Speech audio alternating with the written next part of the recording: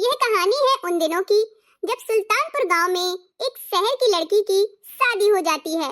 शादी के बाद अंजलि को अपनी ससुराल बिल्कुल अच्छी नहीं लगती। अब इस कहानी के माध्यम से देखिए कि शहर की लड़की गांव में कैसे एडजस्ट कर पाती है। ओह माय गॉड, मेरे पापा ने इतनी बुरी जगह शादी कर दी, मतलब विलेज में मेरी शादी हुई है। यहाँ की गलियां तो देखो एकदम डस्टिंग भरी हुई है। अरे अंजलि, रास्ते में तो धूल मिट्टी कंकड़ होते ही होते हैं। अब क्या रास्तों में भी तुम्हारे लिए एकदम आरसीसी या फर्श बिछेगी क्या? आओ बहू रानी आओ, तुम्हारा स्वागत है। हाँ मम्मी जी, नमस्ते। हैं? ये बहू रानी तो हमारी नमस्ते ही कर रही है। पैर नहीं छुएगी क्या बहू रानी? तो मम्मी जी मेरी आदत नहीं है पैर छूने की, झुकने की। उत्कर्ष, तुम मुझे मेरा रूम दिखा दो चल करके। मुझे तो बड़ी थकान हो रही है, मैं जाके आराम करना चाहती हूँ। जा बेटा, बहू रानी को ले जा उसके रूम में। अब शहर से आई है, यहाँ के तौर तरीके धीरे धीरे सीख जाएगी। ठीक है माँ, मैं लेकर के जाता हूँ। ये क्या, इतना छोटा सा रूम, ना यहाँ पंखा है, ना एसी है, ना कूलर है। यहाँ पर तो कुछ भी नहीं है। वो भी देखो, डबल बेड की जगह सिंगल बेड डाला हुआ है। ओह माय गॉड, ये रूबी कैसे एडजस्ट कर लेती है? मुझे तो यकीन ही नहीं हो रहा, उसकी भी तो विलेज में ही शादी हुई है। मैं ना उसको कॉल करके बुलाती हूँ और फिर उसी से पूछती हूँ। अंजलि रूबी को कॉल करके उसके घर बुला लेती है ताकि अंजलि को भी पता चल सके कि विलेज के यानी कि गांव के तौर तरीके कैसे होते हैं और वे कैसे एडजस्ट कर पा रही है। यार तू तो लहंगे में बड़ी सुंदर लग रही है, तुझे इन कपड़ों में पहली बार देखा मैंने, पहली बार। यार काहे का सुंदर, तुझे सुंदर की पड़ी हुई है। मुझे बड़ी इरिटेशन हो रही है ऐसे कपड़े पहनने में, इस घर में रहने में। यहाँ तूने देखा है गांव की गलियां, छी कितनी गंवारों वाली हैं, और यहाँ के कमरे ना तो एसी, ना कूलर, ना पंखा। ये बता तू कैसे रह लेती है ऐसे गांव में? ओहो, इतना ज्यादा टेंशन मत लिया कर, गुस्से में आएगी तो बीपी हाई हो जाएगा। अब तू कोई छोटी बच्ची नहीं है, मैच्योर लड़की है, तभी तेरे पापा ने तेरी शादी की है। तेरे पापा ने कुछ तो ही देखा होगा ना इस घर में, अच्छा भला। अरे घर अच्छा नहीं है, कच्चा हुआ तो क्या हुआ, तेरे पति तो हैं अच्छे ना। अब तेरे वही पति परमेश्वर है, वही ईश्वर है। काय का पति? मेरे तो पापा ने आज शादी कर दी तो मैं तो घूमने के उद्देश्य से चली आई। मुझे क्या पता कि शादी क्या होती है, शादी के बाद क्या होता है। और मैं तो यहाँ काम भी नहीं करती, मेरी सासू माँ सारा काम कर लेती है, और तो और मुझे खाना भी लगा के देती है वो, तब मैं खाती हूँ।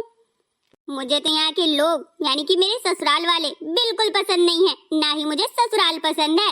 बस 4-5 दिन और रुकूंगी, बस चली जाऊंगी पापा जी के यहाँ अपने। अरे अब ऐसा नहीं करना, यही तुम्हारा घर है। लड़की की शादी के बाद ना ससुराल ही उसका घर होता है। मायके में कब तक रहोगी? जब तक मेरे पापा जी हैं तब तक मैं रह लूंगी, वहाँ कोई दिक्कत नहीं है। अब यही तुम्हारा घर है, भले ही विलेज हो तो क्या हुआ, घर के लोग तो अच्छे हैं, बड़े अच्छे हैं। मुझे तो बिल्कुल भी पसंद नहीं है। ओहो अंजलि, जब देखो तब अपनी बुराई करती रहती हो, कहीं सास की बुराई करोगी, कहीं अपने पति की करोगी, कहीं ससुर की, सबकी बुराई ही करती रहती हो। ये पागलपंती छोड़ो, अब तुम एक मैच्योर लड़की हो तो वैसे ही एडजस्ट करना तुम भी सीखो, जैसे मैं भी कर रही हूँ। देखो ना, मैं भी एक शहर की लड़की हूँ, पर देखो मेरे मम्मी पापा ने गांव में शादी कर दी, मुझे कोई दिक्कत नहीं है, मैं सारा कुछ अच्छे से मैनेज कर पा रही हूँ। हाँ, तू कर पा रही होगी, तेरे जैसी मैं नहीं हूँ।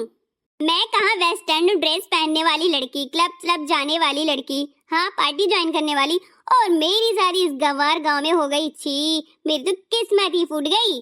और देखना, ये साला घूंघट है, साड़ी है, लहंगा चुनरी, कितने ड्रामे करने पड़ते हैं शादी के बाद। मुझे तो बिल्कुल पसंद ही नहीं आ रहा है। मैं तो साड़ी वाड़ी कुछ नहीं पहनूंगी, सीधे सूट पहनूंगी, माँ से कह भी दूंगी मैं। अरे अंजलि, ससुराल वालों के खिलाफ कुछ नहीं करते हैं, वरना तुम किसी की मीत नहीं बन पाओगी। हाउ फनी यार, ये मीत वीत क्या होता है मुझे नहीं पता। मेरा कहने का मतलब है हम प्रेम से ही सबको अपने पास ला सकते हैं और सबसे सारी बातें मनवा भी सकते हैं। प्यार है तो सब कुछ है। अपने एक्शन में रहोगी तो कोई तुम्हारे पास नहीं रहेगा। चल तू रहने दे, ठीक है ना, मुझे ज्यादा ज्ञान मत बांट यहाँ पर आकर। बड़ी आई, क्या मैंने तुझे इसीलिए बुलाया था? तू मुझे यहाँ पर आके ज्ञान परोसे। बड़ी आई, तू जाके अपना ससुराल संभाल, मुझे मत संभाल। मैं जैसे हूँ ना वैसे संभाल लूंगी, एडजस्ट कर लूंगी। तू ज्यादा टेंशन मत ले मेरी, मैं जा रही हूँ। अरे अंजलि, तू हमेशा से ऐसी ही रही है, बचपन में भी और अभी भी ऐसी ही की ऐसी ही है। कुछ भी समझाओ समझना तो 1% भी नहीं है और मुंह बना लेना है 100%। कोई तुझे समझाए वो तुझे बर्दाश्त ही नहीं होता। लो मुंह फुला के चली गई। अब तू जा रही तो क्या मैं यहाँ पर गुइयां चीलूंगी बैठ के? मैं अभी जा रही हूँ। रूबी अंजलि को अच्छी बातें सिखाती है, ससुराल में कैसे रहना है, कैसे मैनेज करना है, वो सब बताती है। पर अंजलि को वह बातें पसंद नहीं आती हैं और अंजलि चली जाती है रूबी को छोड़कर। अब देखिए आगे, यहाँ उत्कर्ष की माँ अंजलि के काम न करने की वजह से थोड़ा दुखी रहती हैं। वह अंजलि को भी खाना परोस के और बना करके देती हैं। अंजलि प्रत्येक दिन कोई न कोई बहाना बनाकर लेटी रहती और आराम करती, और जब उत्कर्ष ऑफिस से घर आता, काम से घर वापस लौट कर आता, तो वह बोलती कि मेरे पैर बड़े दुख रहे हैं, दिन भर काम करती हूँ। उत्कर्ष से झूठ बोल देती। सच्चाई तो यह थी कि माँ सारा काम करती थी, उत्कर्ष की वाइफ नहीं। देखिए आगे। हे भगवान, मैंने तो सोचा था शादी कर दूं बेटे की, बहू आ जाएगी पढ़ी लिखी, संस्कारी गुणकारी, कुछ मैं भी सीखूंगी, लेकिन ये तो उल्टा ही हो गया। मैंने सोचा था आराम करूंगी, पर बहू के आने से तो मुझे दोगुना चौगुना काम पड़ रहा है। आराम तो दूर की बात है, टाइम से खाना भी नहीं खा पा रही हूँ। खाना भी मैं ही बनाऊं, झाड़ू भी मैं ही लगाऊं, बर्तन भी साफ करूं। बहू रोज के रोज बहाने बना देती है, पता नहीं क्यों। हो सकता है उसको कुछ बीमारी हो, इसलिए हाथ पैर दर्द करते हो। चलो कोई बात नहीं, मैं ही बनाई ले रही हूँ। पढ़ी लिखी बहू जो लाई हूँ, इतना तो मुझे करना ही पड़ेगा। कौन सा वो गांव में रहती रही है, शहर की बहू है। अरे माँ, ये क्या? जब भी मैं आता हूँ काम से वापस, आप काम ही करती रहती हो। क्या अंजलि कुछ काम नहीं करवाती है क्या आपके साथ में? अरे नहीं नहीं बेटा, मैं ही काम नहीं उससे करवाती। अरे वो शहर की लड़की है, कुछ दिन में संभल जाएगी, घर के तौर तरीके सीख जाएगी। अभी उसे कुछ पता नहीं है। अब वैसे भी उसके हाथ पैर दर्द करते हैं, तो मैंने कह दिया आराम कर। मैं खाना बना लेती हूँ, उसको खाना भी दे देती हूँ। तू भी बैठ जा, तेरे लिए खाना लगा देती हूँ, भूखा होगा मेरा बच्चा। हाँ माँ, भूख तो मुझे बहुत लगी है, पर तुझे इस तरह काम देखकर अच्छा नहीं लगता कि तू हर वक्त काम ही करती रहती है। बहू के आने पे माँ आराम करती है, काम नहीं। क्या मैंने इसीलिए शादी की थी क्या, कि तुम्हें काम ही काम करना पड़े? बुढ़ापे में भी तुम्हारे भी तो घुटनों में दर्द रहता है ना। अरे बेटा तू चिंता मत कर, देख मैं बढ़िया गर्मा गर्म खीर बना रही हूँ और सब्जी रोटियां भी बनाई हैं। चल तुझे लगा देती हूँ, तू खा ले और किसी बात की टेंशन मत ले। जा कपड़े बदल ले और फिर हाथ मुंह धो करके आ जा।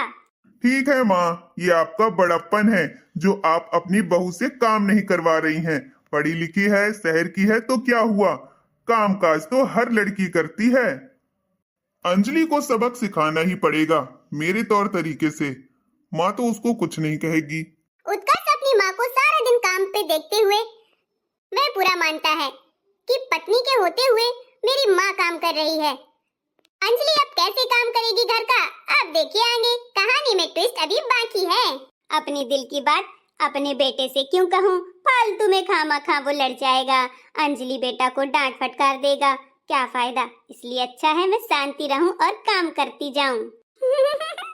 मुझे तो बड़ी मजा आ रही है, सासू माँ से सारा काम करवा लेती हूँ और तो और मुझे खाना भी परोस के ले आती है। ये अच्छा बढ़िया ड्रामा कर लेती हूँ मैं रोज रोज का। सासू माँ मेरी पागल है पागल। रूबी कैसे मुझे ताने मार रही थी कि मेरी सास तो कोई काम नहीं करती, सारा काम मैं ही करती हूँ। भाई ससुराल है, जैसे चलाएंगे वैसी चलेगी। मैं सासू से पूरा काम करवाती हूँ, ना कि मैं करती हूँ। अरे अंजलि, तुम लेटी क्यों हो? क्या हुआ?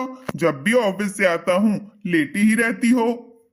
अरे उत्कर्ष जी आ गए, अब तो कोई ना कोई बहाना बनाना ही पड़ेगा। अरे उत्कर्ष जी, बड़े जोर के मेरे हाथ पैर दर्द कर रहे हैं, काम करते करते थक जाती हूँ, इसलिए मेरा ये हाल हो गया है। अच्छा अच्छा, सारा काम तुम्हें करना पड़ता है। अरे कोई बात नहीं, ससुराल है, थोड़ी दिन में सीख जाओगी, फिर हाथ पैर नहीं दर्द करेंगे।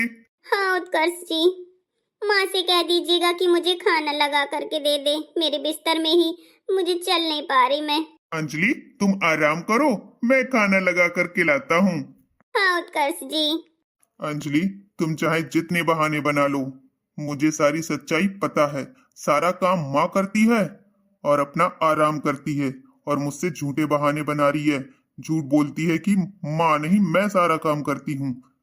अब मैं तुमको बताता हूँ सबक कैसे सिखाया जाता है, ठीक है ना? माँ, मेरी बात ध्यान से सुनो। हाँ बेटा बोल। देखो, अब अंजलि आपसे कभी खाना मांगे, जब भी खाना मांगे, तब आप सीधे बहाने दे देना। यानी कि आपको ये कहना है कि मेरा दर्द हो रहा है, घुटने में दर्द है, मुझे फीवर आ रहा है, मुझे चक्कर आ रहा है। उसका काम यूं ही फटाक से मत किया करो। अगर आप उसका काम हमेशा करती रहोगी तो उसको आदत पड़ जाएगी ऐसे करने की। फिर वो घर का काम कभी नहीं सीख पाएगी, ना घर के तौर तरीके कि ससुराल में कैसे रहते हैं, ससुराल का काम क्या होता है, वह नहीं सीख पाएगी। माँ, आप गलत आदत डाल रहे हो। अरे उत्कर्ष बेटा, मैं सोचती हूँ कि मैं तो गांव में ही पली बड़ी हूँ और गांव में ही मेरा शादी हो गया। अब आई है शहर की लड़की तो तौर तरीके समझने में थोड़ा टाइम लगेगा ना। हाँ माँ, टाइम लगेगा तो लग तो गया है ना टाइम। अब आप शुरू से नहीं सिखाओगे तो फिर वो कैसे सीख पाएगी? अब आपको काम बिल्कुल नहीं करना है। मुझे बहुत बुरा लगता है जब आप घर का काम करती हो और वो पड़े पड़े सोती रहती है बहाने मार के। मैंने सब देख लिया है माँ, अब तुमको काम करने की जरूरत नहीं है। मैं जो बोल रहा हूँ वही करना। अच्छा ठीक है बेटा, पर मुझसे किया नहीं जाएगा। मैं करूंगा ना माँ, तुम बस ध्यान से मेरी तरह करती जाना। और अंजलि को देखना फिर कैसे तौर तरीके पे काम करती है। तुरंत खाना लगा के दे देती हो, तुरंत उसके कपड़े धुल देती हो, तुरंत बर्तन धुल देती हो। उसको कैसे एहसास होगा कि काम कितना होता है, कैसे किया जाता है? अरे हम कह रहे हैं शहर की है, चलो ठीक है, लेकिन खाना बनाना तो आना ही चाहिए ना। खाना बनाने की आदत तो होती है सारी लड़कियों में, वो भी आप नहीं करवा रही हो। मैं ये नहीं कह रहा कि सारा काम उसी के भरोसे छोड़ दो, पर जो बड़ा बड़ा काम है वो बहू को करने दो, और जो छोटा मोटा है वो आप करो। आपका भी तो बुढ़ापा है, घुटने दर्द करते हैं, आप भी आराम करो। शादी मैंने इसीलिए की है ताकि आपको आराम दे सकूं, ताकि आपकी बहू आपका काम में हाथ बटा सके। ठीक है माँ? ठीक है बेटा, आज मैंने अंजलि को खाना नहीं दिया है, देखना थोड़ी देर में कहने वाली ही होगी। माँ, अरे खाना दे दो भाई, बड़ी भूख लगी है, मैं कब से आवाजें लगा रही हूँ। ये देख बेटा, खाना मांगने लगी, जाने दे, मुझे दे आने देना। नहीं माँ, फिर वही बात, मैंने अभी आपको क्या समझाया, आपको वही करना है। वो यहाँ आएगी चल करके, देखो चलेगी फिरेगी नहीं तो बीमारी का शिकार हो जाएगी, है ना? फैट हो जाएगा। इससे अच्छा है कि थोड़ा बहुत चलेगी फिरेगी, काम करेगी तो फिट रहेगी और स्वस्थ भी रहेगी। अरे माँ जी, मुझे बड़ी जोर की भूख लगी है, कब से आवाजें लगा रही हूँ, आप खाना ही नहीं ला रहे हो। हाँ अंजलि, वो क्या है ना कि आज माँ की तबीयत सही नहीं है, उनके घुटने में बड़ी जोर की दर्द हो रहे हैं। अभी अभी मैंने ना मालिश करी है तो वो आराम कर रही हैं। तुम जाओ जरा अपने लिए खाना लगा करके ले लो। अच्छा, घुटने में दर्द हो रहा है क्या?